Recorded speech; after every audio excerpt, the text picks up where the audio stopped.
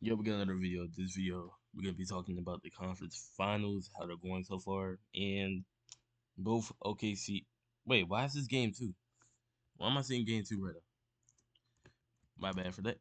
But what was I about to say? Oh yeah, we're gonna be talking about both conference finals, how they've been going. Obviously, both teams are up 3-1. If you haven't been paying attention, um, kind of expected though, or not for the other series, but this series it was expected.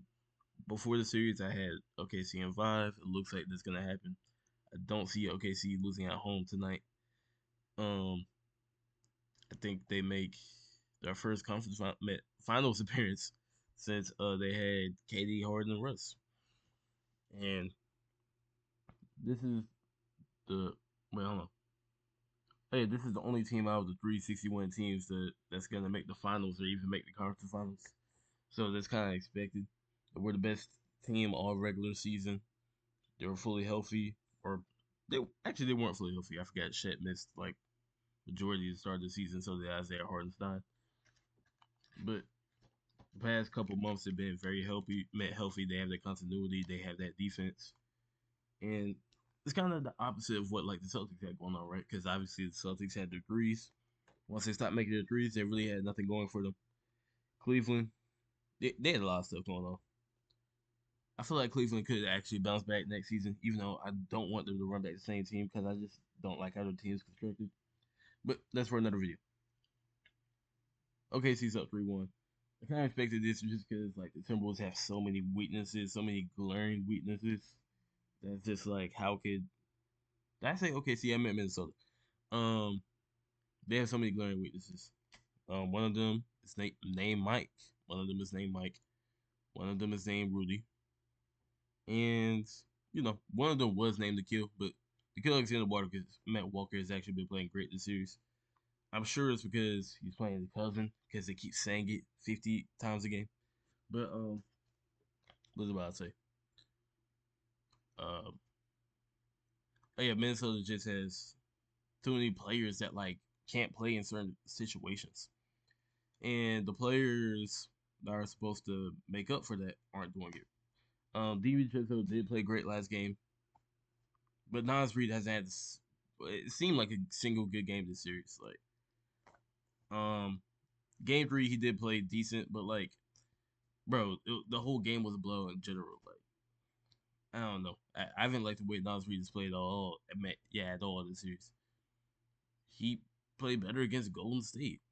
Does he only play good against teams that don't have a big? Like, I don't get it, bro.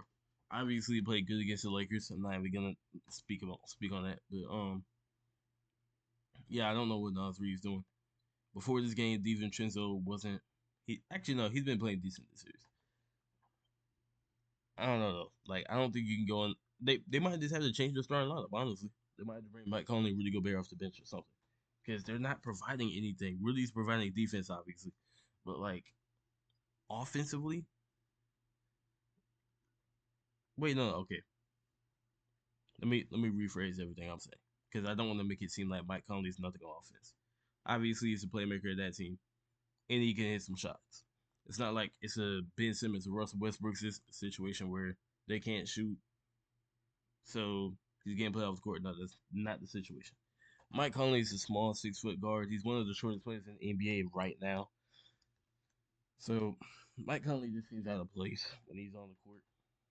And like I said, Rudy Gobert has the worst offense in the league out of probably every big man. He has no hands, and when he does catch the ball, most of the time he's doing something stupid with the ball. He needs pretty much a wide open dunk or a layup. It's like he's nervous every time he catches the ball, or like his hands are sweaty or something like that. Like I don't get how Rudy just plays so bad. It doesn't make sense to me. But yeah, OKC is gonna win the series, even if they do somehow win it, lose a game in OKC. I think they'll win the next game. Um, yeah, that's pretty much all I have to say about this series. Besides like oh yeah, OKC's big three has impressed me. I will say that. When I say big three, I don't mean literal big three. I'm not comparing them to LeBron, Dwayne Wade, Chris Bosh, but um, just the best three players. Obviously, Shea's been Shea, But J Dub and Shet have stepped up most of this series. Again, outside of game three. Game three was pretty much a fluke game. Honestly, like I've never seen Minnesota play like that. But J Dub has been scoring very well.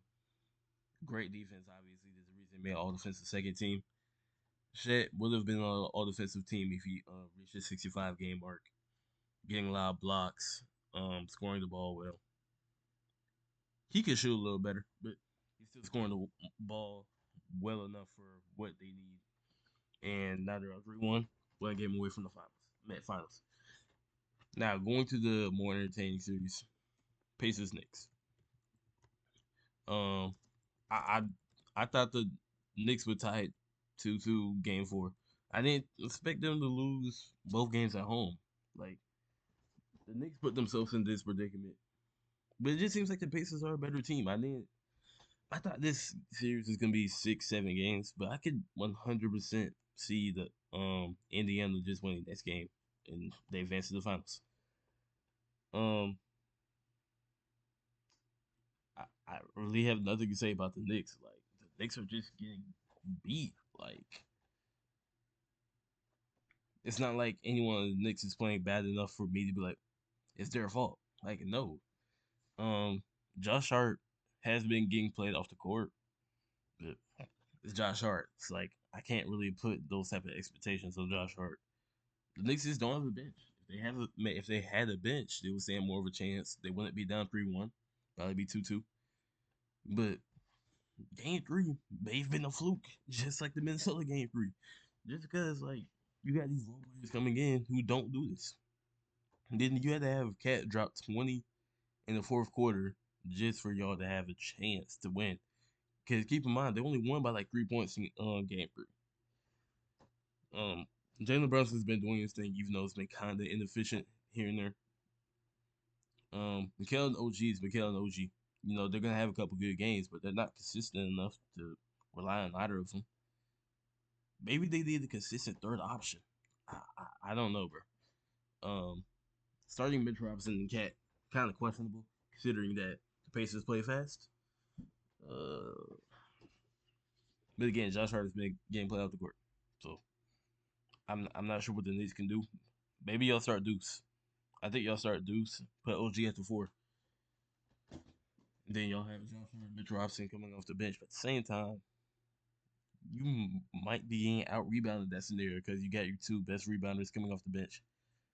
So I don't know. Or not best rebounders. Offensive rebounding, definitely. But yeah, I'm assuming y'all got what I meant. I'm just saying, like outside the cat. Um, actually, I thought there was gonna be more to say. No, it's just the Pacers have been outplaying them this whole series. Tyrese Halliburton had a great game, historical game last game. He was the first player ever to have like 30, 10, 15, and 0 turnovers.